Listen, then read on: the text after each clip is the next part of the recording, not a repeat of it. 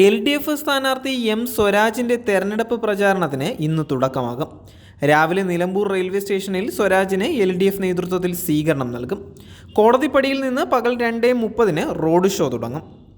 Chakkalakuth, Ramamkuth underpass വഴി പൂക്കോട്ടുപാടം, കരുളായി, മൂത്തേടം, വഴിക്കടവ്, മരുത, പോത്തുകൽ, ചുങ്കത്തറ എന്നിവിടങ്ങളിൽ പര്യടനം നടത്തി രാത്രി 7 എടക്കരയിൽ സമാപിക്കും. രാവിലെ 8:50 ഷൊർണൂർ റെയിൽവേ സ്റ്റേഷനിൽ നിന്നും സ്വരാജ് നിലമ്പൂരിലേക്ക് യാത്ര തിരിച്ചു. ഓരോ സ്റ്റേഷനുകളും പിന്നിട്ടപ്പോൾ ആവേശജലമായ സ്വീകരണമാണ് എം സ്വരാജിന് ലഭിച്ചത്. അങ്ങാടിപ്പുറത്ത് നിരവധി പ്രവർത്തകർ സ്വരാജിന് അഭിവാദ്യം അറിയിച്ചു. ജന്മനാട്ടിൽ സ്വരാജ് പോരാട്ടത്തിന് ഇറങ്ങുമ്പോൾ LDF ക്യാമ്പുകൾക്ക് ഊർജ്ജമേറുകയാണ്.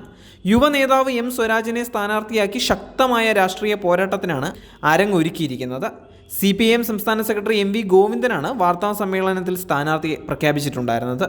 വെള്ളിയാഴ്ച ചേർന്ന CPIM സംസ്ഥാന സെക്രട്ടേറിയറ്റാണ് സ്വരാജിനെ സ്ഥാനാർത്ഥിയായി നിശ്ചയിച്ചത്. നിലമ്പൂർ സ്വദേശിയായ സ്വരാജ് വിദ്യാർത്ഥി യുവജന പ്രസ്ഥാനങ്ങളിലൂടെ പൊതുപ്രവർത്തന രംഗത്ത് ഉയർന്നു വന്ന ആളാണ്.